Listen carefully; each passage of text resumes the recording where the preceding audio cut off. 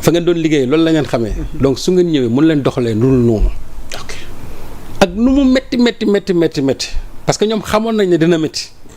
parce que boo ñëwee nga wax ne par exemple man dette bii laa am. lii mooy sama situation réelle de la dette. te xam nga investisseurs yi ñoom boo tollee am na sa dette fu muy jol fa xamante ni dañuy téye seen loxo wala bu ñu lay lebal aussi taux bi day gën a métti. léegi nag yow soo xalaatee loolu nga ne man peut-être je peux avoir des difficultés pour décrocher des emprunts pour am ay emprunts. wala taux yi ñu may lebalee dana gën a métti. su boobaa moi je continue toujours dans le mensonge. moo tax président Bassirou ba mu taxee ne du ma leen mës a fen loolu mooy dëgg. macha allah te je crois que ci loolu la ñu inscrire moo tax ma ne dina metti dans un premier temps mais après dina neex parce que da ngay dem ba libéré wu ci lépp lu nga xamante ne mooy ak ndëngate. on est sur la bonne voie. voilà moo tax quand Ousmane Sonko l'a réitéré aujourd'hui en Chine moi j'ai applaudi des deux mains. macha allah Serigne Saliou. donc ñu jàll ci yenn tomb bi ñu dese ci waxtaan wi mi ngi dox di wéy mbokk yi yéen ñiy doog a dabe xam leen ni Serigne Saliou ngi yéen ngir jàngat tolluwaay réew mi ak jamono alors. dañuy dem ci pencum ndaw réew mi ñu koy wax assemblée nationale. Serigne Saliou boobaak léegi am na débat. gu fa jib waaye ci groupe parlementaire ñi nga xamante ni ñoom ñoo amee majorité bi. mu ya Pastef diggante Guy Marius Sagna ak ay naataango député génn na wax position am ci maanaam li mu jàpp ni ay pratique la ñu ngi ci biir assemblée nationale bi. te war na nu weesu yële pratique ndax pratique ci jamono yoo xam ne vraiment ñun war nañ ko weesu. ba wax ci suukar koor bi wax ci wàllu véhicule yi wax ci wàllu ñàkk compte rendu yi ñàkk tàggoo ci bu ñuy jël yenn décision yi collègue député mi tamit génn def ay précisions moo xam Cheikh Bara Ndiaye moo xam ki nga xamante ne mooy Ismaïla Diallo ba ci maître Tall sëñ Saliou au regard de tout ça tey mbir yi àgg foofu ban jàngat lañ ci war a mën a def. Le premier constat de ce crépage de décision c'est que ça révèle un malaise au sein même du groupe Pastef. C'est un malaise au sein du groupe Pastef parce que il ne parle pas le même langage. Parce que quand Guy Marius Sagna sort pour faire en tout cas son inventaire sur la première session bi tout ce qu'il a fait en termes en tout cas son travail de député et que Ismaïla Diallo sort pour dire que Guy Marius Sagna a son agenda et que les autres sortent aussi pour dire que ce que Guy Marius Sagna a dit tout noonu yenn xale yi aussi au niveau des réseaux sociaux tu as vu tamit comment le débat a pris feu au sein des réseaux sociaux. Ça a dégénéré. ñii ils sont pro Guy ñii ils sont pro El Malick Ndiaye ñii ils sont pro nangam et cetera et je dis que c'est ça qu'il faut éviter. Doit-on s'inquiéter? Mais au moment où le Premier ministre est en train de faire un voyage boo xamante ni éclatant au niveau de la Chine au moment où il ne fallait que se concentrer sur le voyage du Premier ministre et aussi le voyage du président récemment au niveau de la CEDEAO on laisse tout ça de côté et on ne parle que sur suukaru koor oto suukaru koor jéemaaka et cetera mais ce que Ousmane Sonko est en train de faire là-bas presque ça n'a pas intéressé grand monde.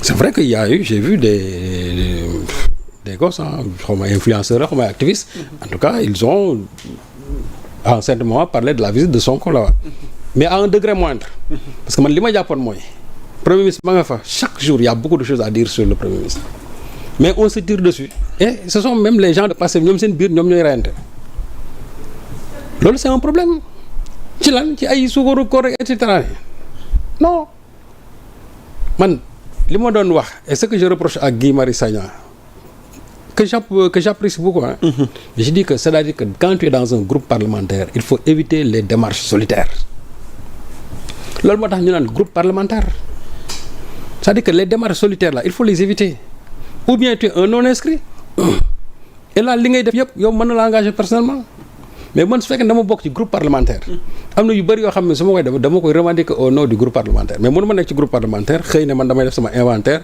ne bon yónnee naa tant de questions écrites def naa temps def naa lii man personnellement lii mooy sama bilan et le groupe parlementaire dans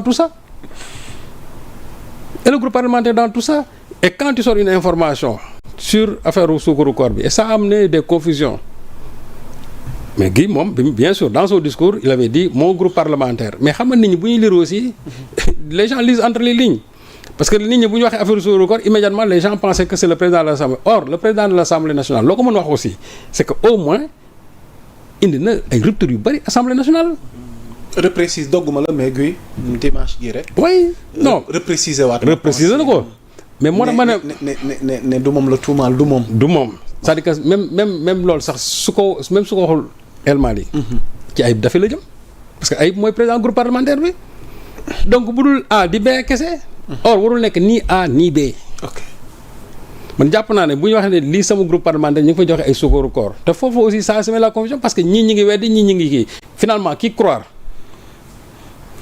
moo tax ma ne ñoom seen wàllu bopp dañu war a d'abord calibrer seen communication et toog di waxtaan seen biir.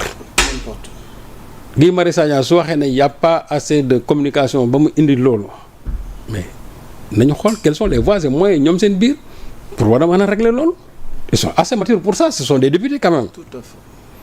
Aujourd'hui ils sont en train de donner de la graine à moudre aux gens de l'opposition ñoom ñi ngi taxaw sur la touche tàccu di tàccu. déjà sax ñu ngi en conférence de presse. waaw moom laa la et puis xool prête le flanc. waaw et puis di gën a xam encore. ah voilà. alors que parce que lu nekk mën nañ leen ko wax mais ba mu des vraiment l'art de communiquer mais je ne sais pas maintenant qu'est-ce qui anime les uns et les autres ku ci nekk war nga mën a am ay ambition politique mais man jàpp naa ne il faut quand même à un certain moment prendre l'intérêt du collectif nga jël ko nga teg ko ci kanam. Or le groupe parlementaire c'est un collectif. Il y a des choses qui doivent se passer dans un groupe parlementaire. Okay. Mais man je n'aime pas les démarches solitaires. maa def lii parce que finalement tu en tires un gain personnel et les gens vont dire que yow tu es le meilleur député yooyu man sage loolu la looy bañu dégg diw c'est le meilleur député mais un meilleur député kenn mënu ko natt simplement ci maa wax lii maa def lii déedéet nga le travail d'un député li muy def te kenn du ko wax moo ëpp li ñuy def di ko wax. sëñ Saliou Mbadou daa jaaxle ndax bu demee ba ñuy bëgg ay mbir oto. ba nee na kenn tàggoo ko. waaw mais moom laa la c'est-à-dire cette histoire de véhicule. waaw histoire de véhicule. ça ce sont des xam nga véhicules yooyu li may wax rek. moo tax ma ne même là El Malick Ndiaye ces services de com dañ ci war a communiquer. ok parce que ba léegi da ngay dégg ñu ne la. véhicules yi commandé wuñ jox nañ ko kii joxuñu ko kii d'ailleurs c'est ça qui a valu aujourd'hui la plainte contre Bachir Fofana. waaw dinañ ci ñëw. waaw voilà parce que il y a eu absence de communication les services de El Malick Ndiaye devaient communiquer sur cette histoire-là mu clair que les gens prennent une position définitivement sur ça mais tey ñu ne la commandé nañ oto yi commandé wuñ ko jox nañ ko kii joxuñu ko kii c'est des véhicules de tant de millions. Parce que tout simplement on est dans un flou total loolu nag su fekkee ne dafa am yow mi nga xamante ne yow yaay président assemblée da ngay taxaw nga génn te yaa jël initiative bi da ngay taxaw nga génn nga communiquer ci mu clair su fekkee ne dañ ko commandé nga ne commande nañ ko on a fait appel d'offre public kii moo ko gagné véhicule bu nekk dinañu dikkee temps bu fekkee ne loolu moo am mais il faut communiquer sur ça quelles que soient les critiques yi ci nit ñuy wax par la suite mais nga wax ne lii mooy dëgg. ñu mën a xam on édifie les Sénégalais mais tey kenn mënu la wax lenn ci oto yooyu ku dul El Malick kenn mënu la ci wax dara y a un flou total sur ça